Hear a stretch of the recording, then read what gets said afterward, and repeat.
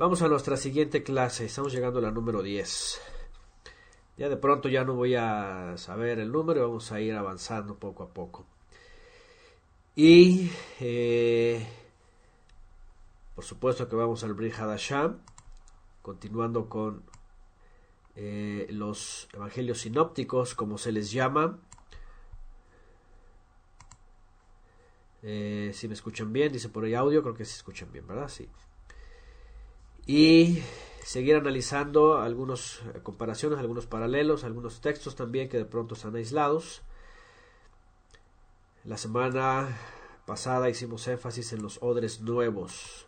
Esto también nos va a ir ayudando hacia adelante con muchas cosas que el Mesías enseñó. Y bueno, vale la pena recordar, ¿verdad? Vale la pena recordar que todo Israel, en base a los profetas, en base a lo que dijo Moisés, el texto que aquí usamos de texto clave, esperaban a esta figura profética, a este profeta como Moisés, que tenía directamente relación con el Padre, directamente se comunicaba con el Padre, y que esta aparición iba a traer revelación, ¿verdad?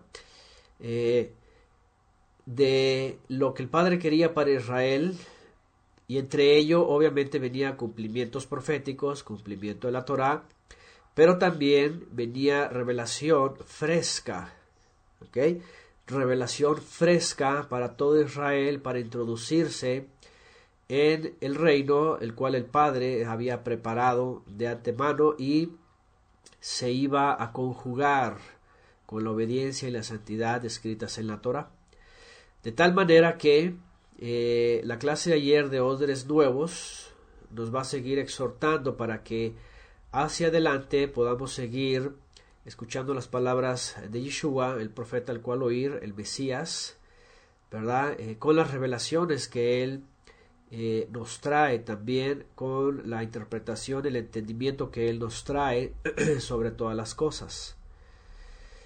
Y esto se convierte también, ¿verdad? Lo vamos a ver más adelantito, como una semilla que él, como sembrador, viene a sembrar en esta tierra, en las almas, en las mentes, en los corazones. Ajá.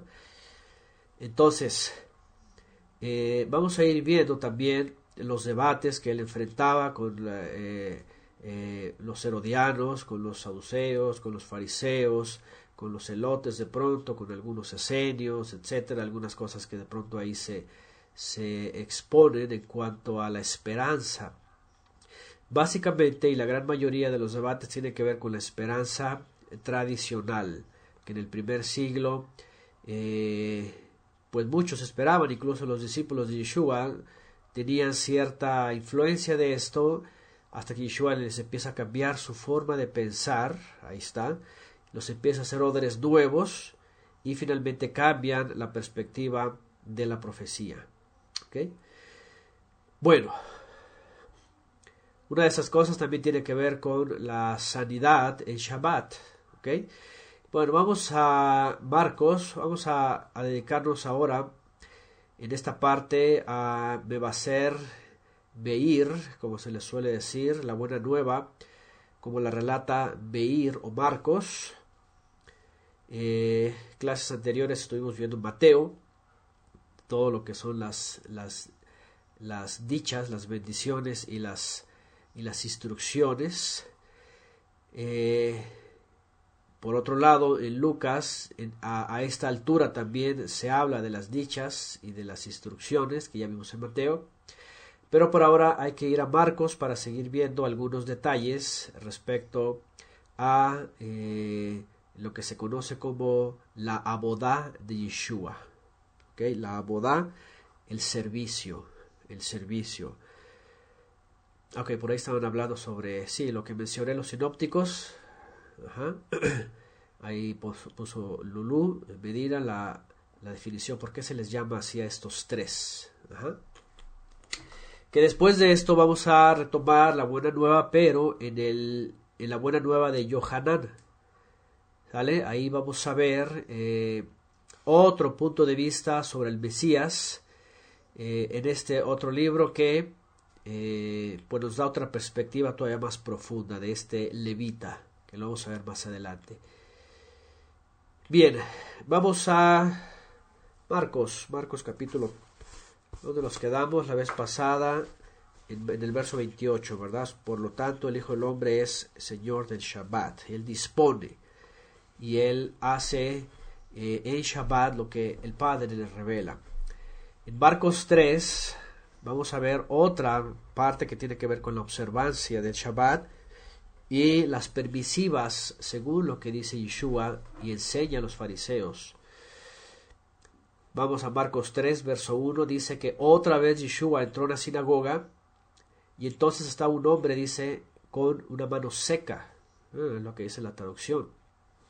Tenía un problema en su mano, y dice, y le observaban para ver si lo sanaba en un Shabbat, y entonces así acusarle. ¿Qué les parece? Y entonces así acusar al Mesías. Y dijo, esto es, Yeshua al hombre, levántate y ponte aquí en medio.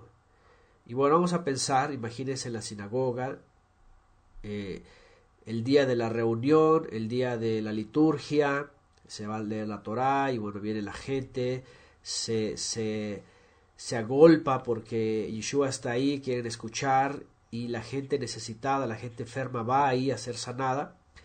Y entonces obviamente sabe que va a haber ahí un debate, puesto que en Shabbat pues los fariseos tenían todas las leyes bien establecidas de qué hacer y qué no hacer. Y entonces Yeshua los va a desafiar ahí. Ahí justamente los va a desafiar. Así estamos en Marcos 3, verso 3. Y entonces Yeshua le dijo al hombre, levanta, ven, le llama, dice, ven, ponte aquí en medio. Ahí está. Y dice que les refirió a los que estaban en la sinagoga, ¿vean? Y esto obviamente tiene que ver con los líderes, con los fariseos. ¿Por qué? Porque cuando la pregunta ¿es lícito? ¿Está permitido? ¿Verdad? ¿Es o no es lo que hablamos anteriormente, verdad? ¿Se acuerdan de Avot Melachot? ¿Verdad? Avot Melachot. Las obras de trabajo, lo que son prohibiciones, por lo cual, según las Melachot que están, o los trabajos que estaban detallados en la ley oral o en la tradición, basados en la Torá, en la palabra melajá, se preguntaba en Shabbat si era lícito o no era lícito hacer algo. Y por eso aquí la primera pregunta ¿es lícito en el día de reposo hacer el bien o hacer el mal? ¿Salvar una vida o asesinar? Pero ellos guardaban silencio. ¿Por qué guardaban silencio? Bueno, es que en la Torah no hay, fíjense, no hay nada que en Shabbat específicamente hable sobre la sanidad, ¿verdad? No hable sobre la sanidad, sobre esta pregunta específica, salvar una vida o no salvarla. Y dice que ellos guardaban silencio. ¿Por qué guardaban silencio? Bueno, fíjense que no eran ignorantes. Por supuesto que en la Torá está ordenado hacer el bien. Pregunta, ahí va, pregunta de examen. Un mandamiento en la Torá en donde se diga que en Shabbat se debe hacer el bien. A ver. Y lo hemos hablado antes. Una parte en la Torá en donde se diga que se debe hacer el bien. A ver, están todos repasando la escritura. Dice Jesús Cristiano, cuando los sacerdotes hacían los sacrificios, No, bueno, ahí eran los korbanot, pero no necesariamente se refería a hacer bien. Ayudar a los pobres y a las viudas. Génesis 2:3, ahí está. Y bendecirás, ¿verdad? Bendecirás. Acuérdense que hay 3 mandamientos primarios en Shabbat: Vaibarech, Vaikadesh, Vaishbot. Y bendecirás. Bendecirás quiere decir, en Shabbat va a ser braja, va a ser bendición, va a ser bien. Vas a ser bien. Realmente en la Torah sí había, ¿verdad? Podríamos decir para los fariseos una parte donde se podría hacer el bien, pero no había una parte donde se podría hacer el mal. Por eso les pregunta, ¿es lícito en el día de reposo hacer el bien o hacer el mal? ¿Qué les parece? Salvar una vida o quitarla. Y ellos guardaban silencio. ¿Por qué? Porque sabían que en Bereshit uno de los 3 primeros mandamientos para Shabbat es bendecir. Bendecir. La vida, principio por encima del mandamiento, dice Israel de Elohim. Bueno, acuérdense que estaba entre ellos también una ley, ¿verdad? Que era cuál es el mandamiento más grande, el que pesa más. Seguramente esos que estaban en esta sinagoga pues pertenecían a la escuela de pensamiento donde ahí no les importaba hacer el bien, simplemente si vino un mal a alguien decían, bueno, ya el Eterno así quiso y pues listo, así que se quede. Pero Yeshua se va directamente a la parte de la Torah en donde en realidad en Shabbat se procuraba el bien, se procuraba el bien. Bueno, verso 5. Dice, y mirándolos en tono con enojo, ¿qué les parece? Y cómo dicen en sus versiones, vamos a ver también cómo dicen sus versiones, en el verso 5. Y aquí vamos a ver una de las facetas del Mesías, cómo a veces se presentaba.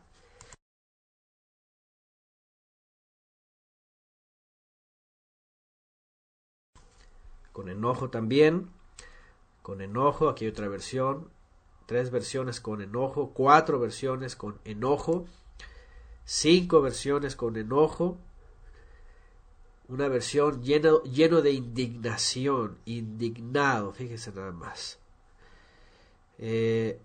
Profunda frustración, viene otro, enojo, enojado y entristecido, indignación, con ira, hay otro que con ira. ¿Se imaginan al Mesías enojado después de que el catolicismo ha puesto, ¿verdad?, a un Mesías así, bien tierno, con pelo dócil, largo, así, lavado con acondicionador y una cara así europea, así como, ¿verdad?, así con resplandores y ahí hay otro, vean, dirigiéndose con una mirada airada. No tiene nada que ver, ¿verdad?, con un Mesías o con un Cristo así, pues casi afeminado. Yo no sé por qué hacen estas cosas. Ya saben la imagen que anda por aquí y por allá del Sagrado Corazón de Jesús, ¿verdad? O una imagen que pintó, ¿quién fue? Leonardo da Vinci, creo, que era homosexual y pintó a su pareja homosexual y entonces ya le puso ahí al Cristo ahí y resulta que era un homosexual el que hoy día es el Jesús católico. Bueno, ¿qué vemos aquí? Vemos a un semita, vamos hablando primeramente de rasgos, y a un Mesías en donde no todo es amor y bondad y corazón alegre, ¿verdad? Y no todo es expresiones faciales, delicadas. No, ciertamente él hacía Hasidut, quien merecía Hasidut, pero se indignaba cuando alguien tergiversaba la escritura de la misma forma así tan fuerte. ¿Por qué? Porque él pregunta a los que están ahí, a los líderes, a ver, ¿es lícito en la Torah hacer el bien, el día de reposo, o hacer el mal?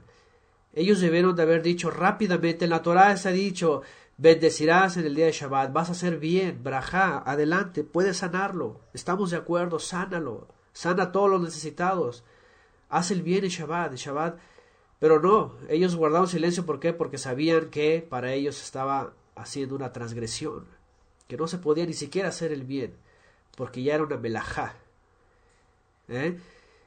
Y ¿qué es lo que ocurre? Que se indigna. Se indignó y se enojó y los vio de una forma así como que ustedes se exceden. Hipócritas, es demasiado esto. Mirándolos en torno con enojo, entristecido por la dureza de sus corazones, dijo al hombre, extiende tu mano, y la extendió y su mano quedó sana. Pero, fíjense lo que pasó. Pero cuando los perushim, fariseos, salieron, enseguida comenzaron a tramar con los herodianos en contra de Yeshua, para ver cómo podrían destruirlo. Esto es finalmente la causa de la indignación de él, porque sabía que por encima de hacer el bien, por encima de hacer una brajá, una bendición a alguien en Shabbat, estaba su tradición, y estaba sus cercos que ellos habían puesto, su liderazgo, su religión, estaba todo esto, y ya no pensaban en la Torá, sino pensaban simplemente en quién estaba con la tradición y quién no. Y entonces, vean lo que hicieron. En vez de que se hubieran reunido y hubieran dicho, oye, ¿sabes qué? Pues vamos a reconsiderar esto, ¿qué les parece? Hacemos una reforma y ahora pues en Shabbat, pues sí, hay que admitir, hay que hacer el bien, se puede hacer el bien. No, dice que se reunieron con los herodianos. ¿Quiénes eran los herodianos? Bueno, los herodianos eran un grupo también de judíos. Eran como los nacionalistas de hoy día. No eran religiosos, estaban más apegados a Herodes y a Roma, y eran más en la política y todo esto. Y finalmente les convenía que no hubiera un líder como Yeshua, y por eso tramaba con los fariseos. Y veían cómo destruirle. Imagínense nada más, qué cosa más fuerte. Y bueno, ¿qué hace después Yeshua? Yeshua se retiró al mar, dice, con sus talmidim. Con sus talmidim. Y bueno, dice después, y una gran multitud, ahora vean esto, una gran multitud de Galilea le fue siguiendo, y también de Judea. Ahora vamos a entrar en esta otra parte. Aquí, ¿se acuerdan de las multitudes? ¿Se acuerdan de esta gran multitud? Bueno, la gran multitud venía detrás del Galil, de Yehudá, de Jerusalén. Vean en el verso 8, de Idumea y del otro lado del Jardín, y de los alrededores de Tiro y Sidón. Una gran multitud que al oír todo lo que Yeshua hacía venía a él. Y dijo a sus talmidim que le tuvieran lista una barca por causa de la multitud, para que no le oprimieran. Porque, ¿qué dice? Porque todos querían escuchar la palabra para obedecerla. Así dice en el verso 10. Dice, porque había sanado a muchos. Había sanado a muchos. Ahí está. De manera que todos los que tenían aflicciones, ahí está, se le echaban encima para tocarle. ¿Han visto a gente así que se lanzan por el milagro? Y ya hemos hablado de esto, ¿verdad? Y se abruman y todos quieren ir por el milagro, todos quieren ir por, ¿verdad?, el tesoro y por la riqueza, y así se le encima. Ahora, estoy diciendo esto porque más adelante van a ver que hace una diferencia entre sus discípulos y los que le seguían y toda la multitud, que solamente después las expone como gente que solamente busca un beneficio temporal. Dice, ¿Dónde estoy? Ok, 10, porque había sanado a muchos de manera que todos los que tenían aflicciones se les echaban encima para tocarle. Y siempre que ahora vean esto, los ruajot impuros le veían, vean el verso 11, que dice, cuando los espíritus inmundos le veían, caían delante de él y gritaban diciendo, ¿qué decían? ¿Qué decían los ruajot? Ay, tú eres el Altísimo, el Todopoderoso, el uno y único, tú eres Elohim. ¿Qué dice? Ay, tú eres la tercera persona de la Trinidad, o eres el Dios Hijo. Aquí no dice el Dios Hijo. No eres la tercera persona de la Trinidad ni nada de eso. Dice, tú eres el Ben Elohim, el Ben Elión, el Hijo del Altísimo, el Hijo del Todopoderoso. ¿Se dan cuenta? Hasta los mismos demonios reconocían quién eran. Y hoy día todavía está el debate, ¿verdad? Los pleitos de que, ya saben, hasta en grupos mesiánicos ahí diciendo que Yeshua es el Todopoderoso, es el Eterno. Es una cosa así como que, espérame, hasta los demonios se daban cuenta, ¿verdad? ¿Quién era él? ¿Y por qué pasaba esto? Porque, bueno, cuando él iba, y ahorita más adelante vamos a hablar sobre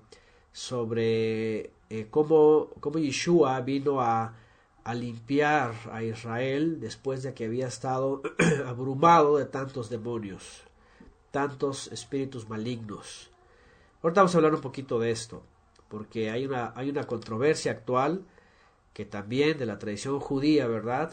Por cambiar las palabras de Yeshua. Bueno, dice, los ruajot impuros reconocían quién era. No era cualquier persona, no era un profeta cualquiera, no era cualquier israelita. Que decía ahí, tú eres el hijo de Elohim. Y además dice que les advertía insistentemente que no revelaran su identidad. ¿Verdad? ¿Por qué esto? Bueno, porque definitivamente lo que estaba pasando acá es de que como Yeshua lo dijo, el reino de los cielos había llegado, ¿verdad?, sin advertencia, y había sido también ofrecido y entregado para aquellos que lo buscaban y que tuvieran un corazón sincero y creyeran. Porque de otra manera entonces todos iban a creer por creer, y el mensaje de la buena nueva es para creer con fe, para creer con fe. Vamos, por motivo de cada quien, no por otro, sino por motivo de cada quien. Y bueno, dice que después subió al monte, dice que llamó, dice, a los discípulos, ahí estaba hablándoles a ellos, y dice, en el 14 le designó a 12, aquí es donde designa los 12, para que estuvieran con él, para enviarlos a llevar el mensaje de la buena nueva, para que tuvieran autoridad de expulsar demonios. Y aquí viene el nombre de todos ellos, verso 17 y verso 18. Y también se habla del famoso Yehudá, ¿verdad? El que al final le entregó. Y bueno, vamos al verso 20. Vean lo que pasa. Yeshua llegó a una casa, a una Bet, y otra vez, ¿qué pasa ahí? La multitud se juntó. Otra vez. A tal punto dice que ellos ni siquiera podían comer. Ni siquiera, no cabían, estaban todos apretados. Y vean lo que dice el 21. Cuando sus parientes oyeron esto, su familia, hablando de Yeshua, fueron para hacerse cargo de él. Porque decían, vean lo que decían ellos, está fuera de sí. Está fuera de sí. ¿Cómo vienen sus versiones? Verso 3:20 al final. Dice, y Bodalzin es un exaltado, dice en su versión. A ver, ¿qué más dice en el verso 21? Y aquí dice parientes, en teoría está hablando de sus familiares cercanos. Aparentemente también Miriam y sus hermanos en algún momento dudaron de su abodá, de su servicio. Ya también lo hemos hablado. Aquí hay otra versión. Está vuelto loco, se ha vuelto loco, vean nada más. Está fuera de sí. Su familia no creyó en él. La versión de Irma García, perdón. Se ha vuelto loco. Aquí hay otra versión, fuera de él. Perdió el juicio. Estaba loco. Hay varias versiones, vean. Su familia, la gente más cercana, al ver todo esto y al ver las multitudes, decían, está loco. Vamos, tomémosle porque ya se salió de su juicio. Y fíjense nada más, por todo lo que estaba pasando. El verso 22, y los escribas que habían descendido de Jerusalén decían, tiene a Belcebú y expulsa los demonios por el príncipe de los demonios. Fíjense lo que se empezó a gestar dentro de sus familiares y los fariseos que estaban ahí, los escribas. Dice que ahí había escribas. Esos eran levitas también, los escribas. Ajá. Belcebú o Baal Zvu en el idioma filisteo cananeo o en hebreo Baal Tsebaot era una deidad cananea. Fíjense, era una deidad cananea, dios de las moscas. Ajá, y era muy común entre todo el ambiente místico, hechicero, en el primer siglo y siglos anteriores que se habían heredado de la idolatría cananea. Entonces, quiero marcar aquí primero algo importante. ¿Ok? Algo importante. Actualmente hay un debate desde el judaísmo mesiánico que ha ido tras las raíces hebreas, pero se ha introducido en el judaísmo,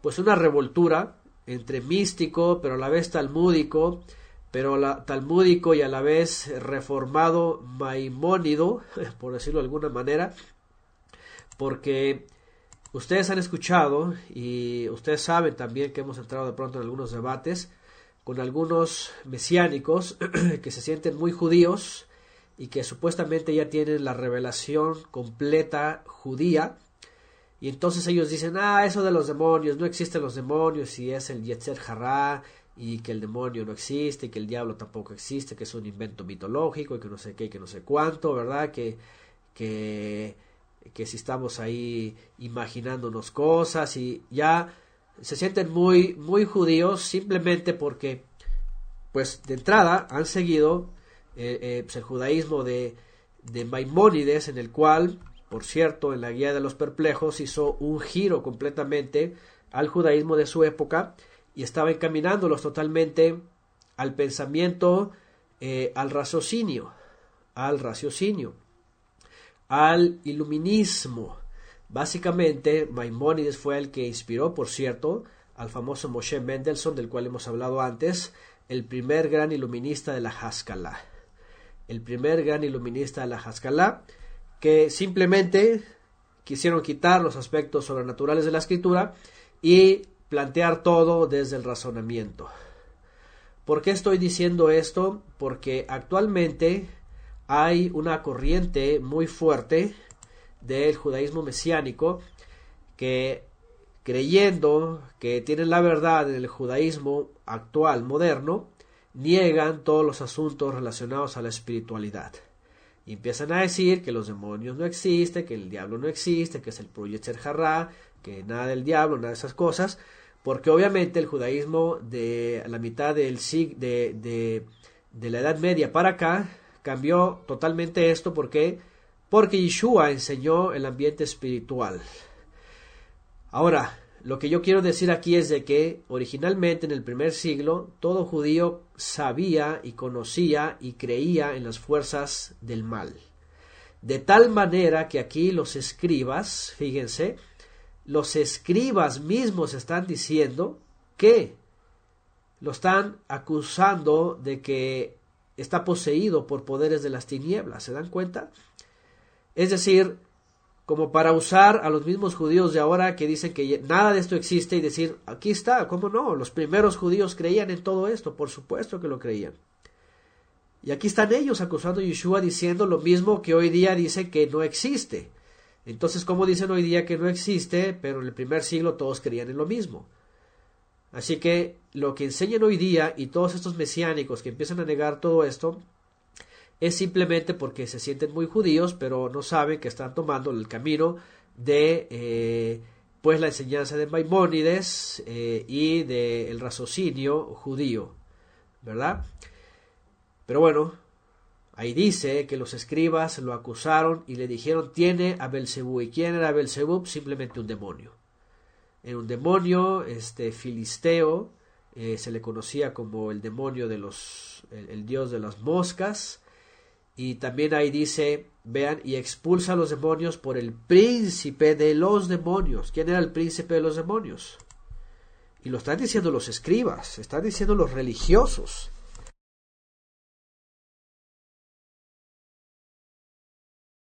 No es para decir, quién sabe quién lo está diciendo, alguna secta de diferente, no, están hablando ellos.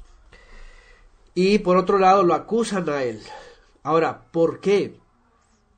Bueno, lo que estaba causando Yeshua con todas estas sanidades era un gran alboroto. Y obviamente mucha gente le seguía y mucha gente se persuadía. Pero sus mismos familiares decían que había caído en la locura. ¿Y será que ellos solos dijeron eso? ¿O será que los mismos religiosos se acercaron a su familia y los mismos religiosos seguramente le han de haber dicho, ese pariente suyo ya enloqueció, está endemoniado, está haciendo milagros por los demonios y tiene que calmarlo? Por eso dice que su familia lo buscaba. Su familia lo buscaba. Y porque decían que estaba fuera de sí, había caído en la locura. Pero vean, esta parte nos enseña, por otro lado, en la respuesta de Yeshua, una gran revelación. Dice en el verso 23, y llamándolos juntos así les decía en parábolas. Vean la parábola. Marcos 3:23. ¿Cómo puede el Satán expulsar a el Satán mismo? Si un reino está dividido contra sí mismo, ese reino no puede perdurar. Y si una casa está dividida contra sí misma, esa casa no podrá permanecer. Y si el Satán se ha levantado contra sí mismo y está dividido, no puede permanecer, sino que ha llegado su fin. Pero nadie puede entrar en la casa de un hombre fuerte y hacer un saqueo de sus posesiones si primero no le ata. Entonces podrá saquear su casa. Ahí está. Después sigue, y en verdad os digo que todos los pecados van a ser perdonados a los hijos de los hombres y las blasfemias con que blasfemen. Pero cualquiera que blasfeme contra el Ruach HaKodesh, es decir, contra la unción que está haciendo todo eso, no tiene nunca perdón, dice, sino que es culpable de pecado eterno. El famoso pecado que no se perdona, que es querer asociar el poder del Ruach HaKodesh en verdaderos milagros a los demonios. ¿Okay? Y ahorita vamos a hablar de este asunto porque también hoy día es algo muy complicado. Bueno, número 1, dijimos, los mismos religiosos y los mismos escribanos, intérpretes de la Torá en el primer siglo, aceptaban que había fuerzas espirituales negativas, demoníacas, contrarias, en contra de Elohim. Es más, los mismos demonios decían de Yeshua, tú eres el hijo de Elohim. Pero, obviamente, al día de hoy ya cambiaron simplemente porque, porque no quieren predicar las palabras de Yeshua. Quieren todo lo contrario. Número 2, Yeshua nos enseña aquí que el hecho de arribar a esta tierra, uno de sus propósitos para establecer el reino, para predicar la buena nueva, para predicar la verdad, tenía y estaba relacionado a destruir el engaño, ¿ok? Detener al maligno, a el Satán, al príncipe de los demonios. Ahí está. Y aquí nos habla de la famosa atadura del Satán, cosa que ya hemos hablado antes, que seguramente ustedes ya escucharon en las clases, que tan sencillo nos define qué es la famosa atadura de los 1000 años, la atadura en el reino. No podía venir esta roca, y voy a citar la profecía de Daniel. La profecía de Daniel era que venía una roca, ¿verdad? No cortada con mano de hombre, dice, de los cielos, y caía sobre los pies de la estatua que había visto, que pertenecía a los 4 imperios, que concluía con Roma y todas las naciones que se le añadieron. Y al momento de caer la roca, que es el Mesías, en tierra, destruiría ese poder imperial, y obviamente el engaño que Satanás hacía sobre las naciones a través de esas religiones. Y el Mesías, que caía como una roca, se convertía en una montaña que iba a llenar toda la tierra. ¿Correcto?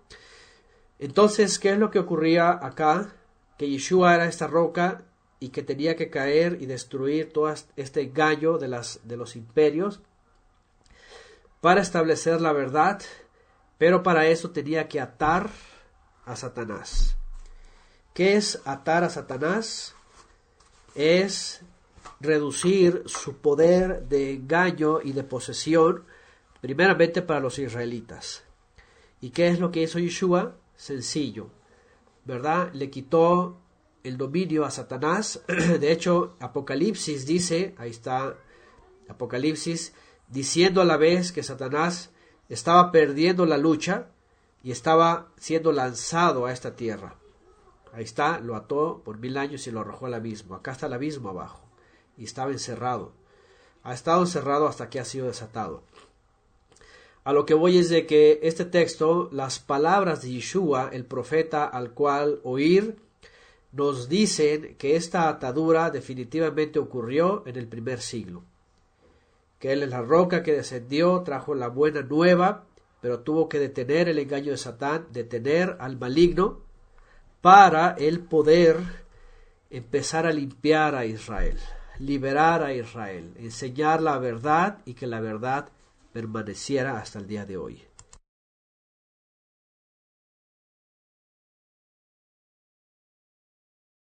Esto lo hemos hablado, obviamente, ampliamente en otras clases, y hemos visto muchos detalles, obviamente, qué es la atadura, cómo se ha dado, cuánto tiempo, cuándo fue la desatadura, por qué, en qué momento, qué representa en la historia. Todo esto hemos hablado ampliamente en Apocalipsis y en otras clases. Aquí solamente lo voy a mencionar rápido. ¿Por qué? Porque ya hemos dado clases de esas, pero sobre todo quiero puntualizar en esto. En que cuando viene Yeshua delimita el poder de Satanás que tenía sobre las naciones, engañándolas, y él trae la verdad. Ahora, a él lo acusan de que lo que él estaba haciendo lo hacía por los demonios. Él sabía que había israelitas que eran hechiceros. Los líderes sabían que había israelitas que eran hechiceros. Es más, hubo un israelita, fue rey de Israel, poderoso en palabra hechicera, conjuraba, ataba demonios, castigaba demonios y hacía cualquier cantidad de barbaridades místicas. ¿Saben quién fue ese rey? Hijo de un gran rey importante, el cual se le dio promesas y se le daron a ese hijo. Shlomo, así es, fue Salomón. Dice nada más. Fue Salomón. Dice, se nombra en el libro de Salomón todos los espíritus inmundos. En hebreo, la palabra que se trajo, en hebreo no existe la palabra demonio, la palabra es Sair. Sair viene en Levítico 17. Sair está asociado a un macho cabrío y hace referencia a un demonio. después acuñaron la palabra aramea, que es Sheidim o demonios. Esa palabra después emigró al arameo, y en el primer siglo, ¿verdad?, eran los Shedim o Sheidim, y así se les conocía a los espíritus inmundos del arameo. Entonces, en el primer siglo se asociaban a todas estos espíritus impuros, ¿verdad?, y que andaban junto con los poderes de las potestades de las tinieblas, como también Shaul lo menciona, potestades en los aires, principados, ¿verdad?, solamente buscando causar impurezas también en los hombres, a través obviamente de la idolatría, de los demonios, de los conjuros, de todas estas cosas. Y a raíz de la historia y de lo que hizo Salomón, muchos creían que esos israelitas llegaban a hacer lo mismo. Entonces, cuando vieron a Yeshua haciendo todo esto y no identificaron que era el Ben Elohim, lo asociaron con estos poderes, por eso lo acusaban así. Y aquí es cuando Yeshua nos da la revelación, que es lo que estaba pasando. Realmente lo que estaba pasando es de que él venía y estaba atando las fuerzas del maligno, y por eso estaba haciendo una limpieza de todo Israel, sanando, y estaba sacando demonios por todos lados. ¿Ok? Liberación. Ahorita voy a hablar sobre el asunto del pentecostalismo y los pleitos con los demonios, echar fuera demonios, todas esas cosas. Ahorita voy a hablar de eso, ¿ok? Porque también es importante marcarlo aquí. Mucha gente también, para soportar sus doctrinas de liberación y de pleitos con los chamucos y todo eso, se basan de aquí. Y empiezan a decir, ¿verdad?, que no puede estar dividido Satanás, y que no sé qué, y que no sé cuánto. Ajá. Entonces, toda esta carga espiritual oscura, negra, en el judaísmo, se la querían asociar a él.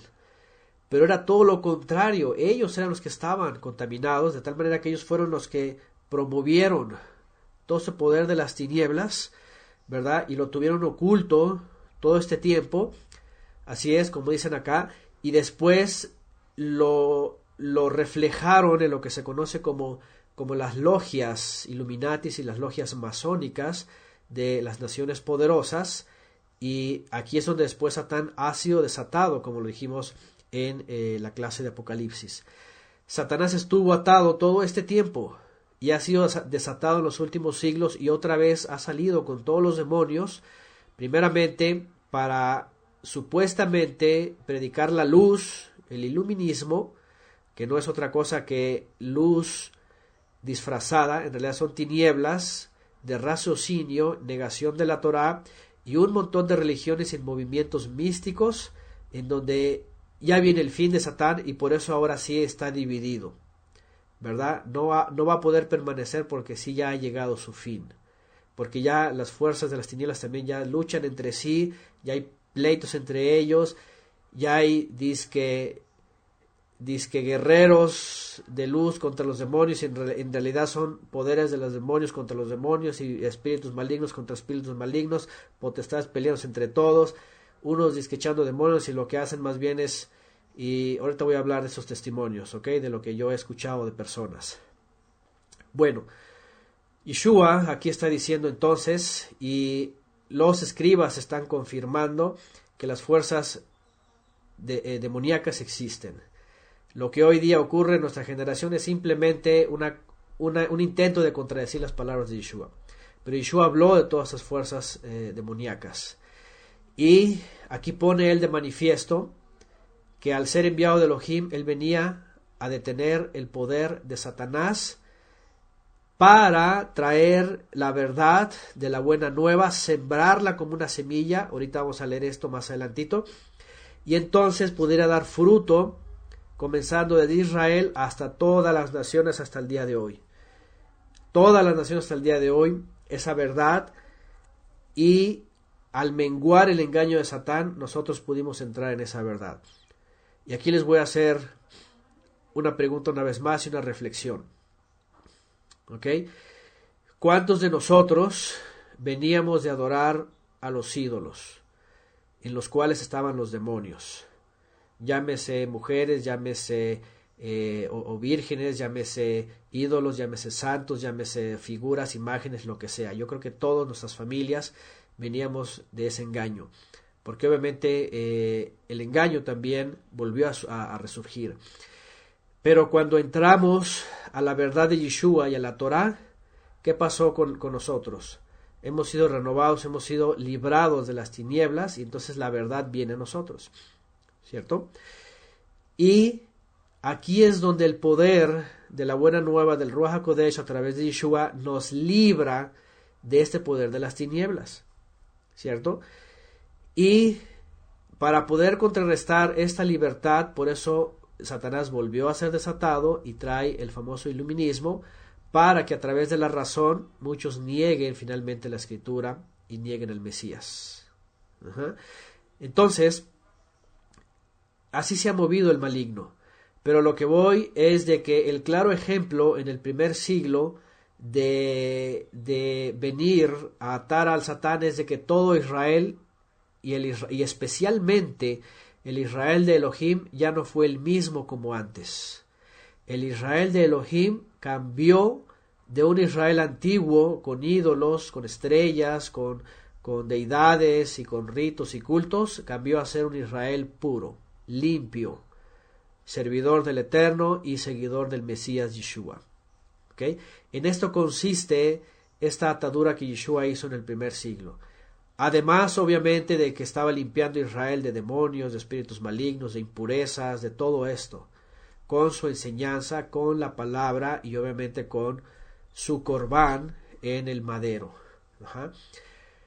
Ahora, ¿cuál es la diferencia entre verdaderamente hacer una liberación con eso que se llama liberación? También yo he hablado de esto porque es importante, hoy día es muy importante, número uno, no negar que el Ruach HaKodesh todavía se manifiesta para hacer milagros, para hacer sanidades, para hacer liberaciones. Por supuesto que hasta el día de hoy continúa este favor y esta bondad del Padre. ¿Okay? Sin embargo, esto tiene un propósito. ¿Cuál es el propósito de sanar, de ser limpiado, de ser liberado? El propósito del Ruach HaKodesh es llevarnos a toda la verdad.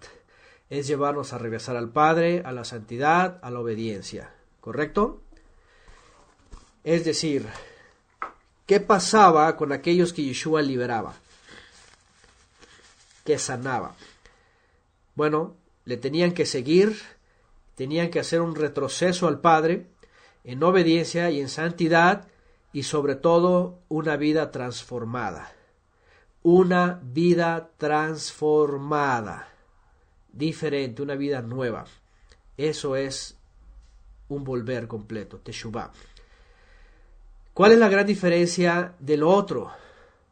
Y voy a volver a decir lo que hemos dicho antes, ¿verdad? Porque Yeshua, número uno, Yeshua enseñó que no todo aquel que echa fuera demonios, que sana, que hace milagros, aunque vaya en su nombre, Yeshua enseñó que no todo es de él. ¿Por qué? Porque va a haber falsos milagros, falsas señales. ¿Será que habrá falsas señales y falsos milagros de sanaciones, de liberación de demonios? Por supuesto que lo hay porque Yeshua lo dijo. ¿Cuál es la gran diferencia? Y miren, yo he platicado con varias personas de esto y ¿saben lo que me dicen? Incluso por experiencias propias que ven. Dicen que ese tipo de lugares en donde se pelean con los demonios, se echan fuera y yo declaro y todas esas cosas, dice, la gran diferencia que vemos en la escritura es esto, que mucha gente pasa supuestamente por esas liberaciones, se caen, se revuelcan, echan espuma, echan lo que sea, dan vueltas y maromas, y ¿sabe qué dicen? Pero su vida no cambia, su vida incluso suele ser peor, suelen vivir igual. De tal manera que la experiencia, las emociones y todo eso, y el gritar y echar fuera miles de demonios, todo eso, no significa mucho. Es solamente un momento de emoción. Pero, dice la verdad, el estudio de todo este tipo de experiencias, dice, suele hacer nada con la vida de las personas, sino al contrario, hay un retroceso. Entonces, se empieza a hacer un análisis de todo esto y obviamente empezamos a ver las posibilidades que Yeshua nos dice. Así es, como dice Sara, si no hay frutos, entonces la pregunta es, ¿qué es lo que causó esa acción en esa persona? Y empezamos a investigar más de dónde viene todo este movimiento, la teología de la liberación y todas estas cosas. Y empezamos a ver que en el siglo anterior, en el siglo XX, a principios del siglo XX, cuando empieza este movimiento carismático, con líderes de origen extraño y con culturas extrañas, sin predicar la Torá ni la obediencia a Yeshua, empiezan a introducir una serie de dogmas carismáticos traídos de ¿saben dónde? De la nueva era, del manejo de energía y del despertar del kundalini en la gente, de los chakras y todas estas cosas, emociones y todo esto. Y entonces aquí ya empezamos a ver, así es que todo viene de la India, de religiones orientales, de manejo de energía con las manos, ¿verdad? Espíritus que se manifiestan en la gente, que les hace que se revuelquen, que echen espuma, que se caigan, que empiecen a aullar, que empiecen al estómago a movérseles, a doler, y todas estas manifestaciones jamás están en la Torá. Las cosas que hizo Yeshua, de sanar, de levantar gente que recién moría, de liberar, eso todo viene en la Torá, todo viene. Pero jamás van a ver a Yeshua poniendo manos sobre alguien y que alguien caiga estrepitosamente y dé giros y vomite o eche espuma. Jamás van a ver esto. Y es más, denme un solo verso en donde Yeshua haga este milagro y la gente caiga y dé maromas estrepitosamente y eche espuma y haga como lobo y cosas de estas, y yo creo en todo este movimiento. Pero si no me muestran un verso, y yo digo por la gente que mucho defiende esto, entonces yo les muestro con documentos y con pruebas y con videos cómo en el movimiento de la nueva era y el despertar del Kundalini hacen esto. Así comprobado. Es decir, ciertamente estamos advertidos para no decir algo que no es correcto. Que cada milagro que viene del Ruach HaKodesh lo podamos identificar y podamos secundarlo, ¿verdad? Y poder decir, esta es obra del Todopoderoso, y no ofender al Ruach HaKodesh. Pero también tenemos que estar muy diestros para probar a todo espíritu, porque han salido muchos espíritus, ¿verdad? Y probar que sean de Elohim. No solamente en las liberaciones, también en la enseñanza, también ¿verdad? En la escritura, en la profecía, en todo esto. Es un tema muy tremendo, es muy fuerte, y sí hay que ser, como Yeshua lo dijo, por sus frutos los conoceréis, ¿verdad? Apenas platiqué también con un hermano aquí en Cuernavaca y me dijo, nosotros experimentamos ese movimiento también y todo esto, y al principio pues sí, bien, y bueno, y cosas así como que milagros, como que poder, como que todo esto. Pero dice, pero llegamos al momento donde vimos que finalmente pues era como una práctica, era como un mover nada más emocional. Y de ahí no había palabra, no había crecimiento, no había entendimiento, no había profundidad, no había profecía, futuro. Todo era, parece que emociones y adivinación y cosas así. Ajá. Entonces hay que tener mucho cuidado en no confundir la obra a través de Yeshua y el Ruach HaKodesh y los engaños del enemigo, porque el enemigo ha sido satado por última vez, sabe que le queda poco tiempo y está haciendo todos sus esfuerzos totales y completos con disfrazar la fe verdadera.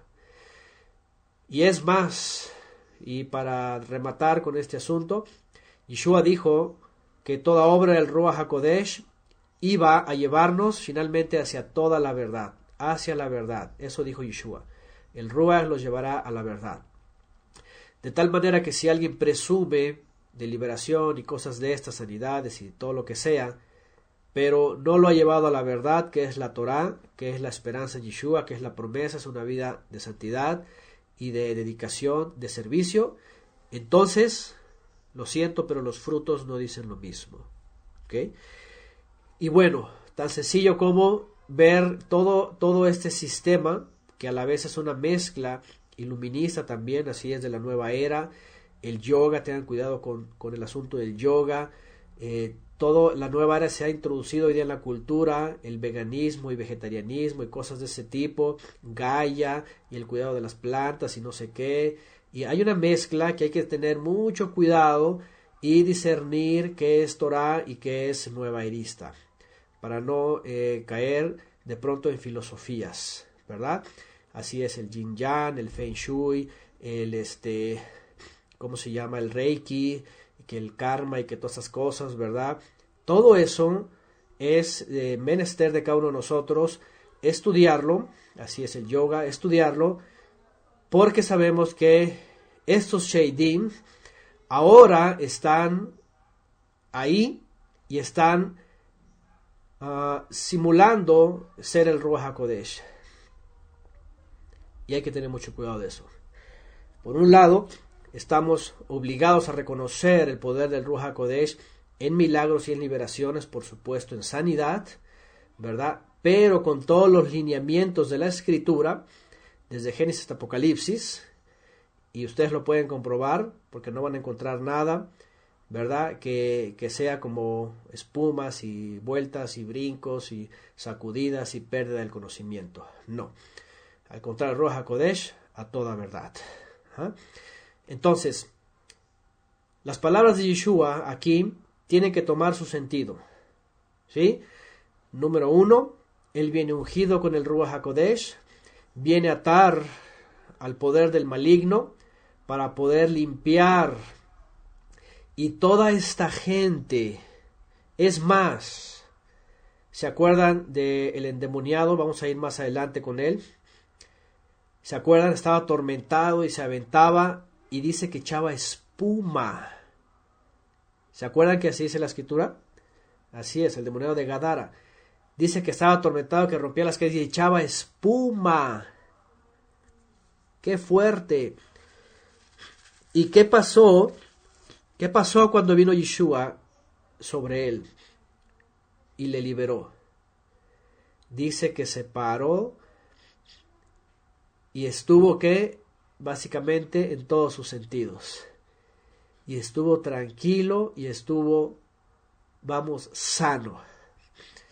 Sano y en su perfecto juicio, así es. Pero cuando estaba endemoniado, estaba revolcándose y echando espuma. Así que ya se imaginarán cuando hacen aquellas cosas, ¿verdad? Y se caen y echan espuma, vomitan, ya se imaginarán qué es lo que pasa. Lo que se le llama como el vómito santo. Ya hemos hablado mucho de eso en anteriores, ¿verdad? Que el embarazo, ¿cómo se llaman? Dolores de parto, que la caída de matado del espíritu y los lobos y que hacer como perro, todas estas cosas. Las risas. De verdad no es por nada, pero se tiene que hacer un análisis de todo esto. Yo ya lo hice, háganlo cada quien, analicen, vean de dónde viene todo esto. Entonces el endemoniado de Gadara estaba revolcándose y echando espuma. Pero cuando viene Yeshua, dice que totalmente lo vuelve a su juicio. Lo vuelve a su juicio. Y entonces cambia la persona y está una persona sana completamente. Entonces, eso tiene que ver con todo lo que ha pasado, transcurre y hasta el día de hoy sigue ocurriendo. Y hay que saber cuál es sanidad del Ruach y no ofender al Ruach HaKodesh, sino secundar la obra del Ruach HaKodesh, pero también denunciar las obras de las tinieblas. Para eso hay que tener y pedir, hay que pedir discernimiento, pedir sabiduría, pedir entendimiento para poder conocer la obra del Ruach HaKodesh y denunciar la obra del enemigo. Ajá. Ahí está ya yo poniendo un video, si lo quieren guardar el enlace, Kundalini y Cristianismo, ahí creo que va a ser de lo que hemos hablado antes, en donde ponen prácticas de la nueva era y es lo mismo que pasa en el pentecostalismo. Bueno, Yeshua sí venía directamente del Padre y venía a sujetar al príncipe de los demonios, a hacer una limpieza general. Esto lo hemos finalmente pues traducido como la atadura del Satán. También la escritura habla de que después de este tiempo profético Satán iba a ser desatado. Y en los últimos siglo y medio se ha hecho manifiesto otra vez más espíritus demoníacos, sobre todo en los poderes de esta tierra, ¿verdad? En las naciones, en donde ya manejan todo este tipo de movimientos espiritistas.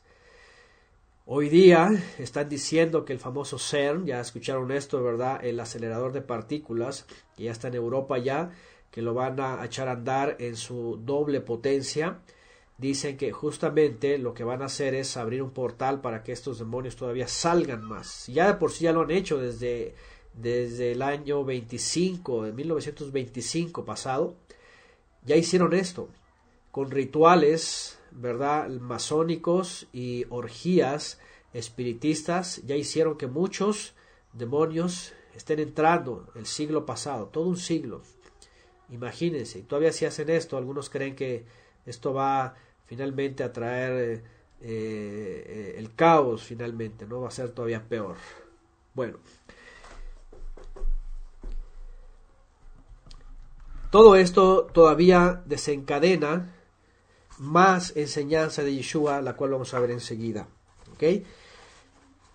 Bueno, habla de los ruajot inmundos, habla del poder de Satán, habla del poder que Yeshua tiene sobre el Satán, habla de liberar, de sanar, de limpiar a Israel. Vamos de atar al maligno.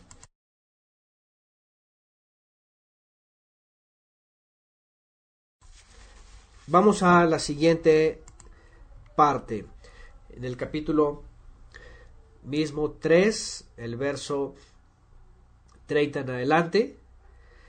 Vean, los fariseos decían tiene espíritu inmundo. Ellos decían que estaba poseído. Entonces llegaron, dice, y vean lo que dice en el 31. Llegaron su madre y sus hermanos. Aquí están los parientes de los cuales se hablaban. Y se quedaron afuera y le mandaron a llamar. Ve, llámalo, porque ya, como leímos, este está fuera de sí, ya cayó en la locura. Llámalo. Y había una multitud sentada alrededor de él y le dijeron, Hineni, he aquí, tu madre y tus hermanos están allá afuera, te están buscando. Están desesperados buscándote, algo te quieren decir. Yeshua discierne, ya sabe lo que estaba pasando. Habían caído en el engaño de los religiosos. ¿Y qué es lo que dice? Respondió él y dijo, ¿quiénes son mi madre y mis hermanos? ¿Quiénes son? Y entonces miró en torno a los que estaban sentados en círculo a su alrededor, esos son sus talmidim. Fíjense la gran diferencia otra vez entre los talmidim y la multitud. ¿Se acuerdan que leímos de la multitud? ¿Qué hacía la multitud? Fíjense nada más la gran diferencia. ¿Qué hacía la multitud?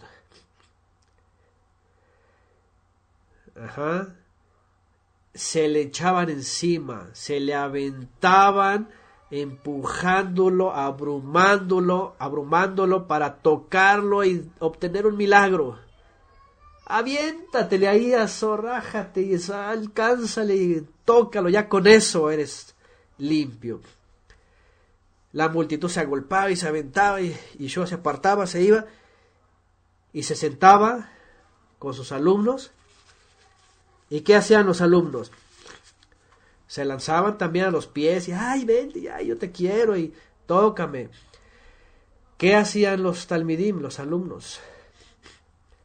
La multitud estaba allá alrededor gritándole ya, te hablan tus amigos, te habla tu mamá, te hablan tus hermanos, mira.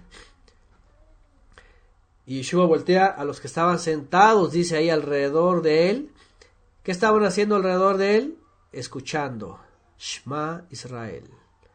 Escucha Israel las palabras del Eterno en la boca del Mesías. Escuchando y tomando el alimento y como las ovejas, ¿verdad? Masticando y rumiando la palabra. Escuchar.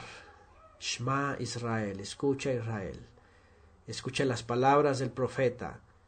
¿Para qué quieres llegar y aventarte y con emoción querer tocarlo y tener tu milagro e irte feliz? Eso es temporal. Eso quieren las multitudes. Pero los verdaderos discípulos que se sientan alrededor, ¿verdad? Y no son todas esas multitudes, se sientan a escuchar, Shema, a escuchar la palabra con interés, así es, con ojos abiertos, mente que quiere escuchar la voluntad del Padre, que cada vez que el Mashiach habla, saben que es las palabras que el Padre puso en ese profeta al cual habría que poner atención, escuchar. Y esto es lo maravilloso. Dice Yeshua en el verso 35, Marcos 3:35, porque cualquiera que hace la voluntad del Todopoderoso, ese es mi hermano y hermana y madre. Queremos ser familiares de Yeshua. Él nos está diciendo, siéntense con tranquilidad y escuchen la voz del Padre. Escuchen lo que Él quiere. Y Él dice, vuelvan a mí. Vuelvan en santidad, regresen en obediencia, santifíquense, anden en mis mandamientos. Es lo que quiere Él. Yeshua eso dijo, yo no he venido sino que para que conozcan a mi Padre que está en los cielos y al que Él ha enviado. Y por eso estaban ahí. Y por eso Yeshua dice, estos son mis verdaderos familiares. Yo no quiero escuchar gente que aunque dice que es de mi sangre, está llamándome loco. Yo no quiero escuchar a esa gente. Saben que Yeshua nos da una tremenda lección. Si tenemos más afinidad por nuestros familiares de la carne, de la sangre, aunque sea una multitud, ¿verdad? Pero que desprecian a Yeshua, la palabra de Yeshua, el Padre y su Torah, lo siento, yo los voy a dejar como familiares segundos, familiares lejanos. Y mi verdadera familia es toda esta que se sienta alrededor de Yeshua y está escuchando las palabras del profeta al cual hay que escuchar. Está escuchando la Torá, estamos aprendiendo la Torá, estamos siguiendo lo mejor que podemos la Torá y tratando de guardarnos hasta el último día. Esa es la verdadera familia del Mesías, los que nos sentamos a acercarnos a las palabras del profeta, no a escuchar la tradición, no a escuchar los dogmas y los ritos y las liturgias y las tradiciones y allá afuera, ¿verdad?, las religiones y los cultos. Que seamos limpios cada día para acercarnos a las palabras del profeta al cual oír. Yeshua nos da una gran lección. Ahora vean lo que está pasando. En ese momento empieza a haber una división, ¿verdad? Aquellos que le acusan, ya están la multitud que se le avienta porque nada más quieren el milagrito. Venga por su milagrito, ¿verdad? Ponen ahí en los letrerotes aquí. Un día en Guadalajara vimos un anuncio y va a venir quién sabe qué predicador de la prosperidad allá en Guadalajara a llenar el estadio. Y no me acuerdo quién era. Y dice, venga por su milagro. Cruzada de sanidad y cruzada de milagros. Venga por mí. Y ahí va toda la multitud queriéndome ahí, agolpándose, entrando ahí, golpeándose porque querían su milagro. No, era un predicador, no era ningún cantante, era un predicador X de esos de esos de la cobertura de también, ¿verdad? Del Cash. Creo que era de la misma. Pero el caso es de que la multitud agolpándose queriendo su milagro. Por un momento, y además con Cash. Y ya después se van y ya no quieren saber nada del Mesías, no quieren instrucción, no quieren santidad, no quieren apartarse del mundo, no quieren vivir una vida de discípulos verdaderos, no se sientan alrededor del Mesías a escuchar las palabras, simplemente se les pasa y ya. Bueno, está ese grupo, después está los que dicen, no, tiene demonio. Y ahí está el judaísmo hasta el día de hoy diciendo, hasta el día de hoy, a Yeshua en algunos sectores judíos le dicen que era un falso profeta y que sanaba por demonios, hasta el día de hoy. Y déjenme decirles, y les voy a volver a repetir, porque hay que tener mucho cuidado de esto, y hay que estar orando unos por otros, porque todavía conozco ex creyentes en Yeshua, en las raíces hebreas, que están negando Yeshua y le están llamando hechicero. Así de tremendo. Todavía, incluso en el mesianismo, yéndose hacia el judaísmo talmúdico y llamándole a Yeshua hechicero. Háganme el favor. Cosas tremendas. Entonces, están estos dos grupos, pero finalmente el tercer grupo es el que se sienta calmadamente, tranquilamente, sin afanes ni preocupaciones, en Shabbat, con menujá, en el cese y con reposo, a escuchar esas palabras que el Padre puso en este profeta que él envió, en su Hijo, en el Mesías. Y bueno, así solamente nos va a recordar, nos va a reconocer como familiares de él, como sus familiares. Y ¿cómo vamos de tiempo? Vamos bien. Vamos a ver esta parte. Es bastante, pero vamos a hacer un esfuerzo. No quiero... Porque aquí sigue. Vean lo que dice en el 4.1. Vamos a Marcos 4.1. Después de esta aclaración entre estos tres grupos y lo que se está moviendo y las fuerzas de las tinieblas y la atadura de Satanás, otra vez vean lo que dice. Comenzó a enseñar, Marcos 4.1, con esta parte terminamos esta primera parábola.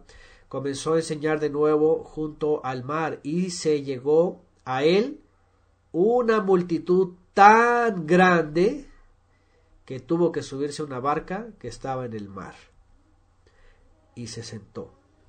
Y toda la multitud estaba en tierra a la orilla del mar. Fíjense, ahí está la multitud tan grande que se tuvo que subir a una embarcación en la orilla del mar y les enseñaba ¿qué? Les enseñaba muchas cosas, pero por parábolas. Lo más sorprendente es de que más adelante vamos a ver que las parábolas eran para que no entendieran. Tradicionalmente se ha enseñado que una parábola es para poder comprender y entender el mensaje, ya poder aceptar, pero no. Vamos a ver aquí que a la multitud les empezó a hablar en parábolas. Y ahorita voy al verso 12, donde dice que le preguntaron ¿y por qué las pongo parábolas? Pues para que viendo no vean, ni perciban, ni oyendo no oigan, ni entiendan, y no se conviertan. Qué cosa más tremenda. Bueno, ¿por qué hacía esto? Porque los estaba probando. Porque la luz solamente se puede ver cuando hay ojos que buscan la luz. Pero si hay vidas en tinieblas, no pueden ver la luz. Bueno, fíjense lo que dice. Les enseñaba en parábolas a la multitud. Y dice en el 13. Eso está conectado con lo anterior, ¿eh? Vean lo que dice. Escuchen. No sé en sus versiones. En mi versión tiene con signo de admiración. Escuchen. No es Shema, no es escucha, oh Israel, sino escucha. Con una expresión de admiración. He aquí, dice, el sembrador salió a sembrar. ¡Ey, escuchen! El sembrador salió a sembrar. Y todos lo hacían volteando a ver qué va a decir. Porque todos están buscando el milagrito. Pero él les empieza a decir, ¡ey! Yo no vine a traer milagritos, yo vine a sembrar la palabra del Padre. Y vean lo que dice. Y aconteció, dice él, que cuando el sembrador salió a sembrar una semilla, parte de la semilla cayó en el camino.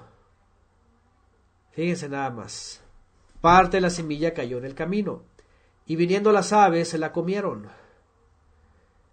Otra parte cayó en las piedras, donde no tenía mucha tierra, y enseguida brotó. Dice, por no tener profundidad de tierra, pero cuando salió el sol se quemó, y por no tener raíz se secó. Otra parte cayó en espinos, y los espinos crecieron y ahogaron la semilla. No dio fruto. Pero otras semillas cayeron en una buena tierra, y creciendo y desarrollándose dieron fruto.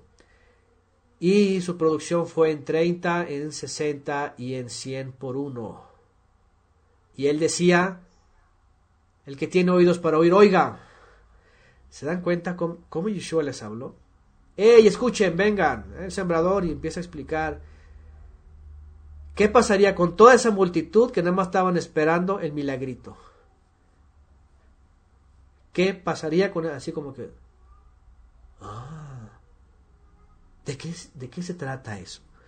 ¿Qué significará? Bueno, lo estaban escuchando por primera vez. Nosotros lo hemos leído y hablado. Ya sabemos qué es esto. Pero imagínense por primera vez. Oye, ¿qué es eso? No, pues quién sabe. Pues no le hace. Tú ve por el milagrito. ¿Para qué te vas a poner ahí a pensar y a razonar? Yo vengo por el milagrito. Pero él al final, cuando dice, el que tenga oídos para oír, oiga, no crean que es una expresión de buena voluntad. Han escuchado cuando nuestros padres, ¿verdad? ¿Me oíste? A alguien o nosotros a nuestros hijos les decimos así. ¿Me escuchaste? El que tenga oídos para oír, oiga. ¿Quién nos han dicho así nuestros padres, verdad? ¿Ya me oíste? Ya cuando sí, ya te oí. Ya cuando eso es, dame tu testimonio de que me escuchaste, porque yo ya lo dije y no lo voy a repetir otra vez, ¿verdad? A veces ya los padres, no te lo voy a volver a repetir, ya te lo dije una vez. Es una llamada de atención. Vean en el verso 10, porque después de que a la multitud le llamó así, se fueron, y dice que se quedó solo, solamente con sus seguidores y los 12. ¿Qué les parece? Y le preguntaron sobre las parábolas. Y les decía, a ustedes les ha sido dado el misterio del reino de Elohim.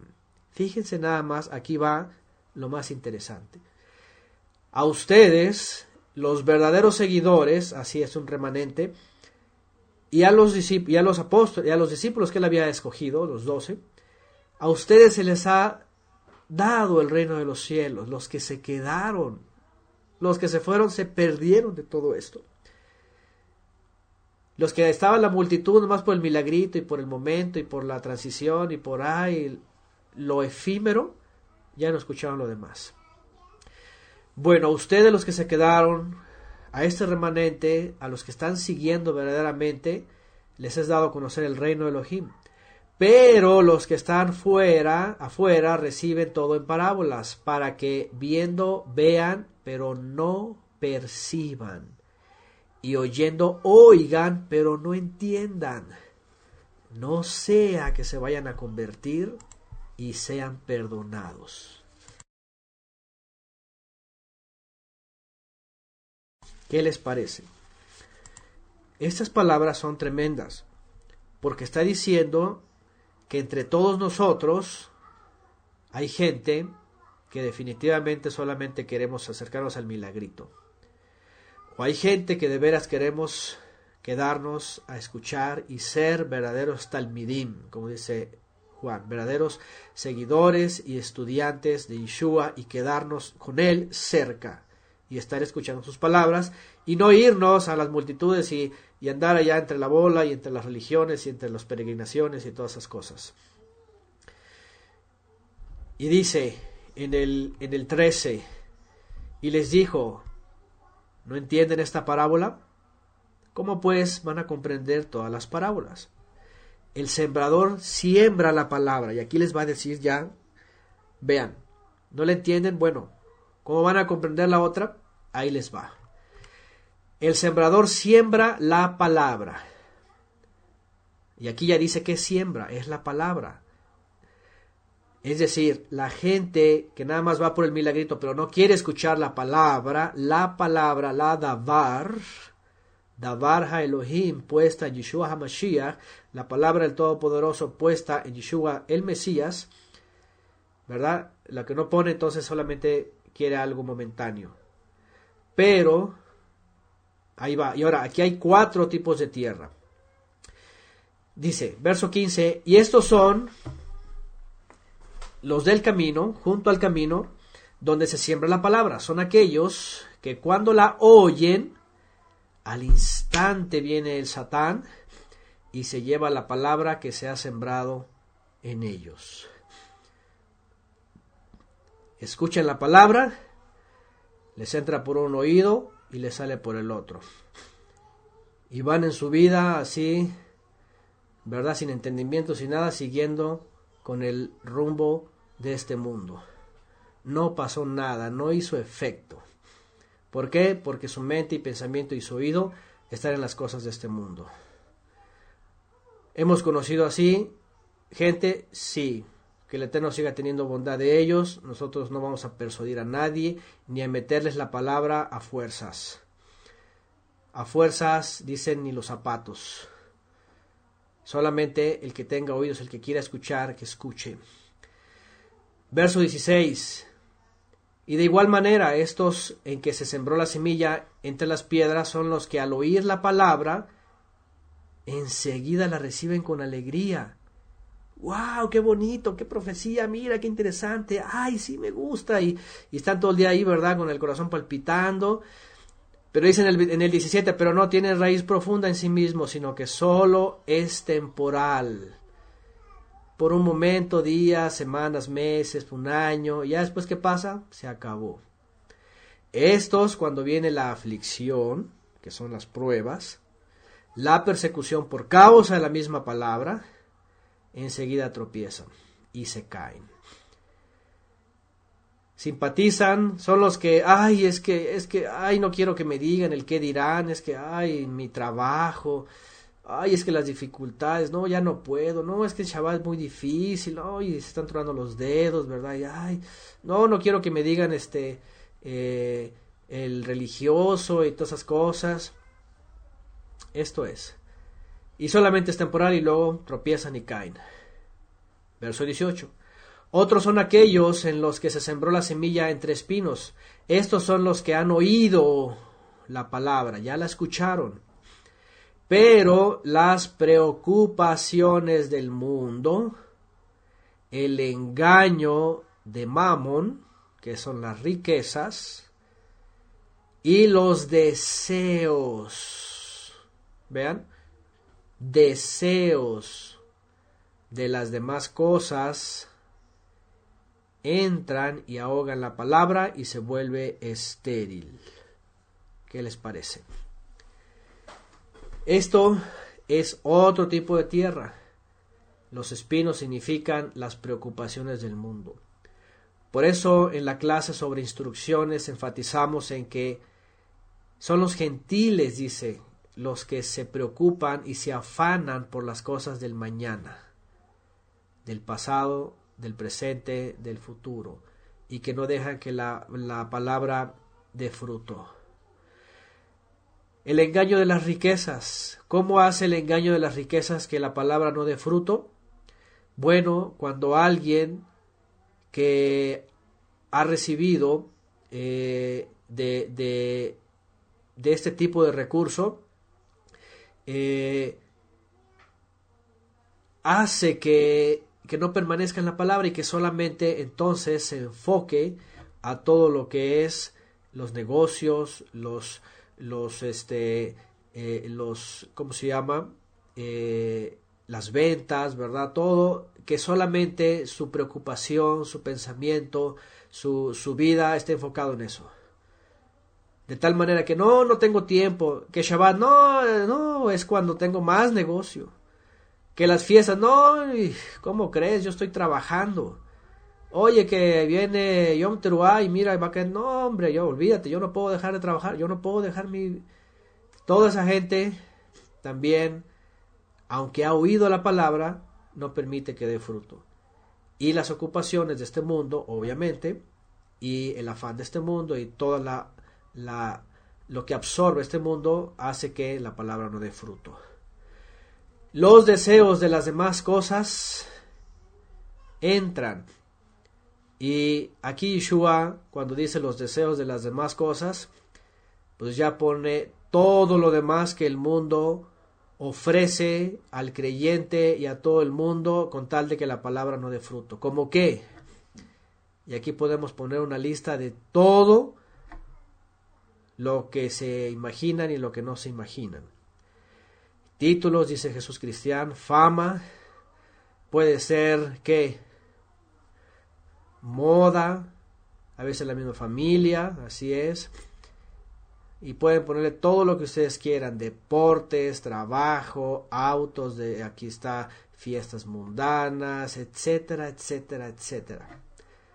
Todo lo que está relacionado, aquí por eso Yeshua, menos en esta versión dice,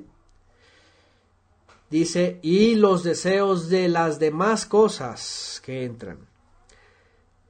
iPhone, ponen acá tecnología, religión, ahí está, tecnología, cosas que el mundo obviamente está atado a ellas, pero que si alguien como creyente o alguien como persona escucha la palabra y se ocupa en todas esas cosas del mundo, obviamente tampoco deja sin fruto su tierra.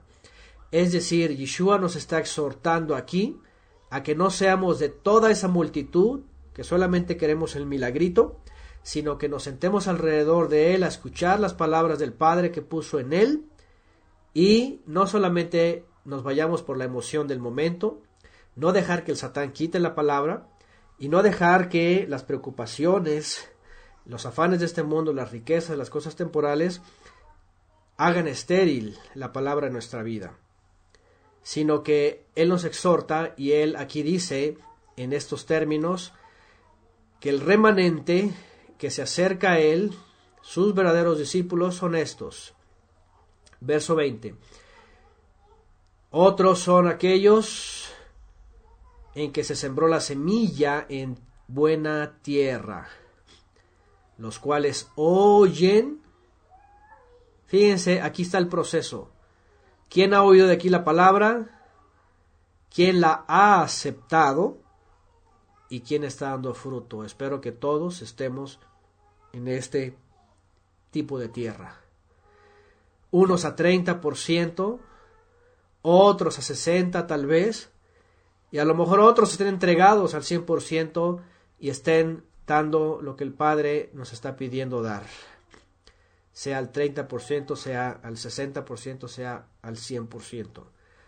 En la medida de la cual el Mesías nos haya tomado para poder dar fruto. La cosa aquí es dar fruto, ¿verdad? Y poder hacer que la palabra se manifieste. Ahora, ¿qué es dar fruto o qué es dejar que la palabra dé fruto en esta tierra? Pregunta. ¿Cómo podemos ver que nosotros estamos dando fruto, que somos buena tierra? Sencillo, ¿no? Todo lo relacionado a los frutos en la escritura es ¿qué? Obediencia, así es obediencia, así de sencillo. Es obediencia, es demostración, es testimonio, es cumplimiento, así de sencillo. Apartarse, fidelidad, todo relacionado a los mandamientos que ya saben, tiene que ver con el prójimo, tiene que ver con el Padre, tiene que ver con la Torá. Entonces, en la medida que nosotros recibimos, entonces empezamos a dar fruto. Cuando vemos personas, así es como dice Yayo, con frutos dignos de Teshuvá, es decir, personas transformadas, personas cambiadas, personas que han renovado su mente, personas que han redirigido su vida, que empiezan a observar los mandamientos, que están guardando el día del Eterno, los días de festividades, que están cumpliendo amor y misericordia, que están cumpliendo todo eso, ahí entonces esa tierra ya dio fruto. Es decir, tenemos que tomar la escritura y ponérnosla como un espejo. ¿Qué es lo que dice nuestra vida? Así es como dice en Escobar. ¿Qué es lo que dice nuestra vida? Analicemos nuestra vida. Estamos observando, estamos guardando, estamos compartiendo la palabra, estamos demostrando los mandamientos en nuestra vida, o solamente decimos, ay, sí, la Torá y nuestra vida es la misma allá afuera, en la calle, en el trabajo, es lo mismo, ¿no? Hay que reflejar, eso es dar fruto. Y para que vean, otra vez regresando al punto que vimos hace semanas de Yeshua, que nuestra justicia sea mayor que la de los religiosos. ¿Se dan cuenta?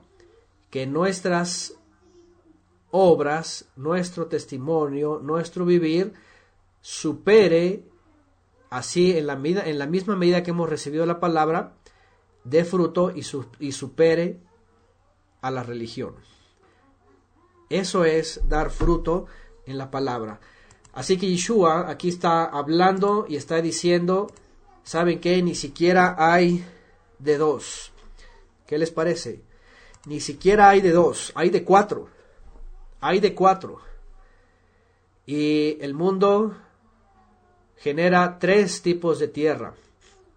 Desde el que Satán se la lleva hasta que solamente la emoción y es temporal, y hasta que cuando vienen las pruebas también se vuelve un desafío.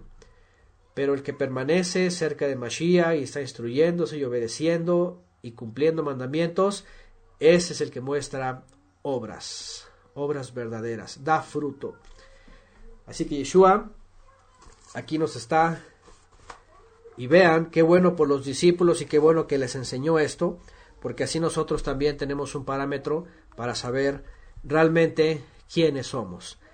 Si somos del montón, de la bola, de los que vamos a ir por el milagrito y por el rápido, el momento efímero y después seguir en el mundo, o somos verdaderos discípulos, estudiantes, talmidim.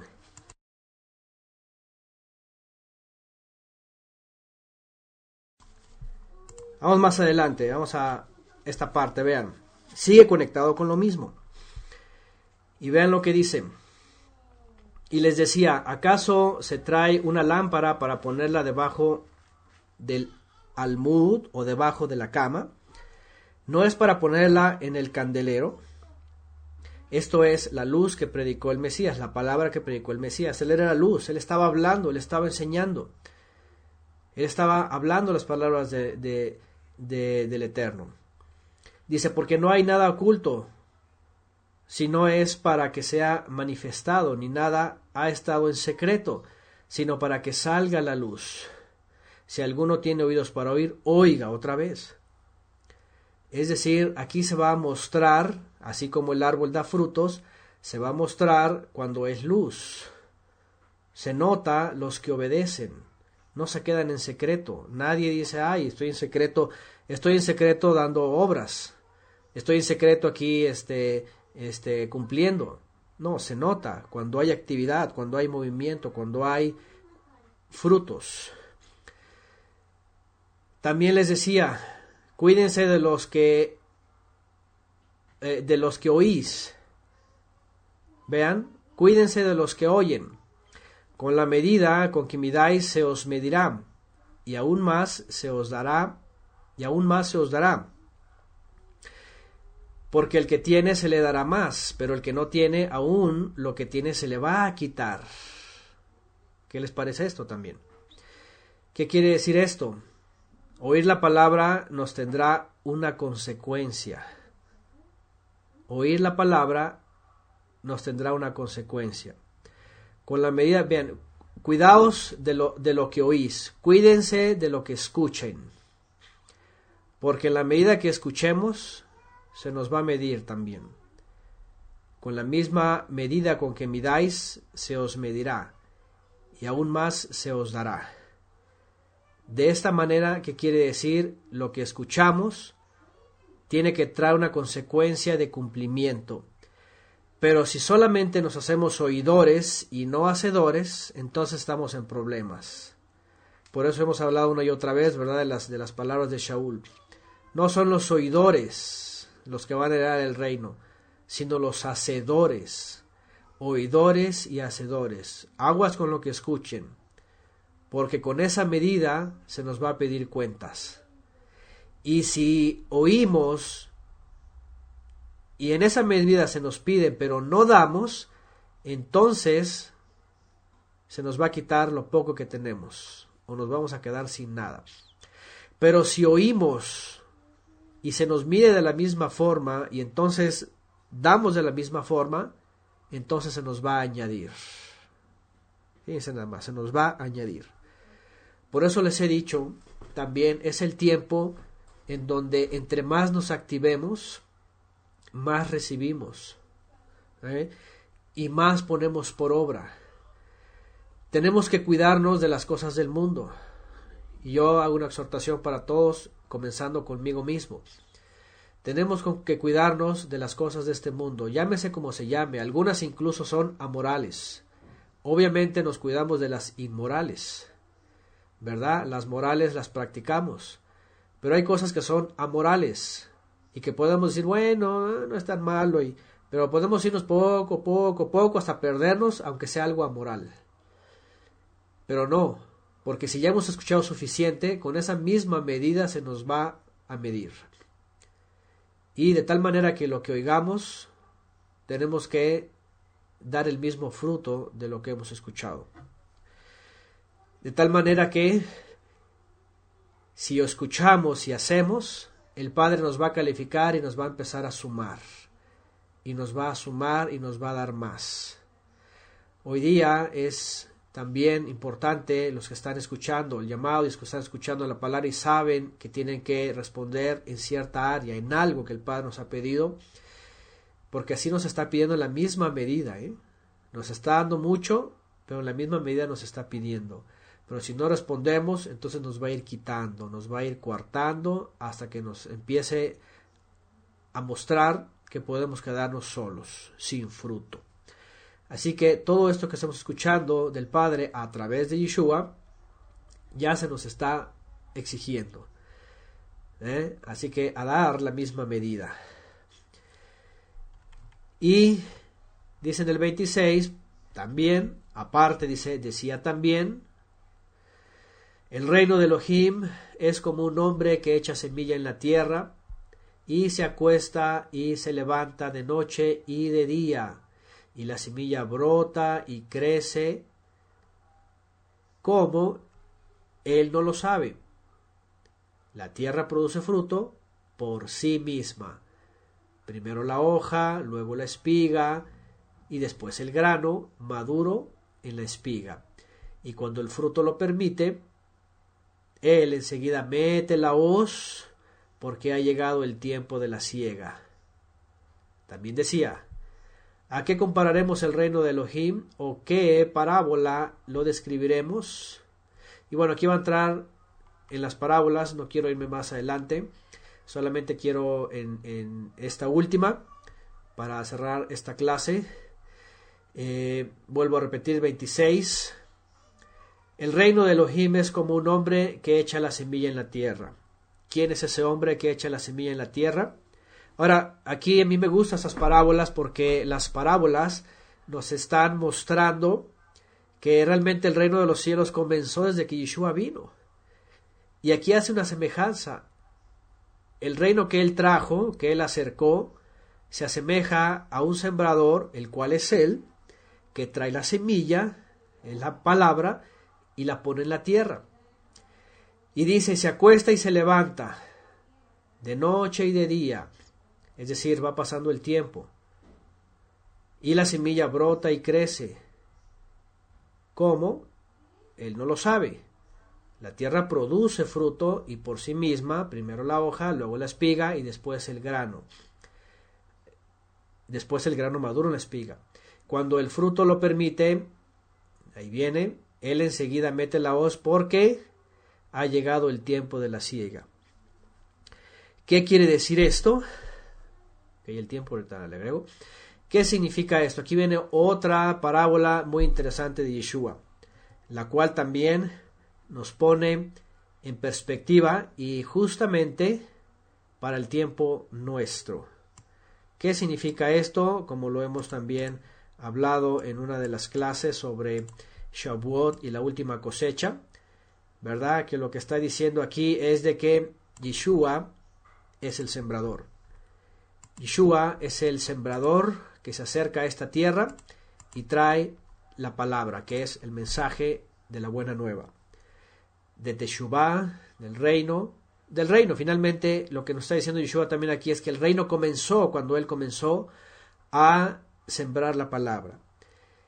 Y cuando el sembrador se va y se duerme y despierta, este tiempo lo asocia a cuando Él se va de regreso con el Padre y espera el sembrador a que esta tierra, nosotros, demos fruto. Y entonces, ¿qué es lo que hace toda la tierra, toda la humanidad en estos 2000 años?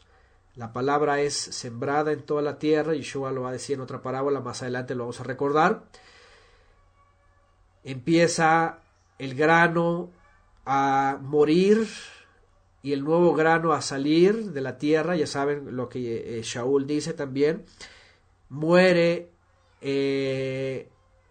la primera naturaleza y sale dentro de la semilla una plantita nueva en la tierra, ¿verdad? Y empieza a crecer, dice, y empieza a dar sus hojas y después su tallo, empieza a salir la espiga y después sale el fruto, el trigo. Es decir, estos 2000 años, Yeshua ha sembrado la palabra y ha llegado el momento que el trigo está para ser cosechado. Cuando el fruto lo permite, Él enseguida mete la hoz porque ha llegado el tiempo de la siega, es decir, la cosecha. Yeshua, en estos 2000 años que se ha ido, Él ha estado como ese sembrador que pacientemente espera que cuando toda la semilla que estaba programada para este tiempo haya sido regada en toda la tierra, entonces haya dado fruto, haya dado espigas, haya dado trigo, y ya está listo para ser cosechado. Nosotros estamos llamados y siendo llamados a ser este hermoso trigo con frutos, frutos de obediencia, frutos de santidad, frutos de esperanza en Yeshua, frutos de paciencia en Yeshua, frutos de persecución por causa de la palabra, frutos de todo tipo de pruebas, de aflicciones por causa de la esperanza y de la palabra. Seamos hallados como buen trigo, que cuando regrese el segador, fíjense nada más qué interesante, ya no va a venir solo. ¿Por qué? Porque hay mucho trigo en toda la tierra. Y va a venir con tantos malachim como fuesen posibles para enviarlos a toda la tierra. Y dice que los malachim son los segadores. Y entonces los malachim van a descender milagrosamente como lo hicieron con Lot. Y van a tomarnos en una forma sobrenatural. Y van a meter la hoz y a cegarnos. Nuestro desafío aquí, nuestro llamado aquí, nuestra perseverancia aquí es de que estemos siendo trigo con buen fruto, no cizaña, sino buen trigo con buen fruto. Nunca antes, jamás en las generaciones pasadas habían estado tan cerca de que Yeshua regresara y enviara a sus segadores. Así que los segadores están próximos a aparecer, ¿verdad? Es interesante porque nuestra hermana, si no me lo recuerdo, Gina, un día nos habló de una visión así parecida, ¿verdad? Que veía el cielo abierto, si no me lo recuerdo fue ella, porque he recibido varios hermanos que nos hablan de visiones, y dice que vio el cielo abierto y vio malachim dando vueltas, vueltas, como que ya están listos para que cuando Mashiach diga ahora, entonces bajen. Y esa cosa tan tremenda que va a ocurrir. Pero la meta aquí es de que nosotros estemos con frutos, que podamos ser espigas con frutos, encorvadas también, así como las espigas que tienen mucho fruto están encorvadas porque están sumisas en humildad, esperando al Padre que cumpla completamente con la redención cuando envía a Yeshua de regreso y podamos ser tomados y levantados. Las próximas parábolas que vamos a ver son una figura, una asociación que Yeshua está haciendo con el reino. Vamos a estar viendo cómo estas parábolas realmente nos dicen que el reino ha estado en función de estos 2000 años. Jamás Yeshua, en todas las parábolas que dijo y en las expresiones que habló del reino, jamás lo pone para un futuro milenial. Y es una de las cosas que son contundentes. Y un día me puse a escuchar a un predicador de allá de Estados Unidos, de la escuela efraimita, 100% efraimita. Creo que eran 3 clases de las parábolas. Y yo dije, muy interesante, voy a ver qué dice, porque aquí seguramente tiene que decir algo. Saben, comenzó, el reino de los cielos es semejante a, y después se la pasó hablando de puro efraimismo. No habló la parábola, porque yo creo que llegó en un momento donde se topó así como que, ¿y ahora qué digo? Y mejor de ahí se aventó toda la doctrina efraimita por 3 clases, creo. Pero no fue directamente a la parábola. ¿Por qué? Porque la parábola dice toda la verdad. El reino de los cielos se asemeja a esto. Él es el sembrador, la semilla es la buena palabra, y ha pasado 2000 años y es el reino. Y Yeshua siempre está diciendo, ese es el reino. Entonces, lamentablemente, pues bueno, cuando se topan ahí, ¿qué es lo que hacen? Pues nada más agarran como la homilía, una parte del evangelio, y después una doctrina que no tiene nada que ver. Y bueno, hace 2000 años Yeshua estaba hablando eso, y él estaba iniciando la siembra. Después él envió a sus sheliachim y dijo, vayan a todas las naciones y lleven la buena semilla, lleven la palabra. Por eso, después de 2000 años, la palabra está en toda la tierra.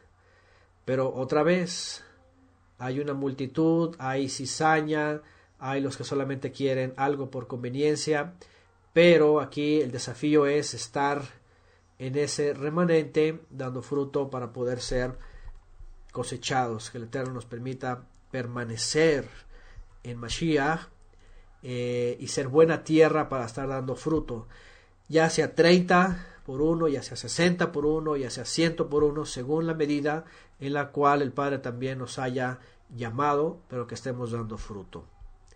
Y poder gozarnos ese día de la cosecha y ser levantados en esta forma sobrenatural para ser tomados hacia el Mesías, porque Él ha preparado lugar en donde está el Padre en Shamaim, y esa es nuestra esperanza.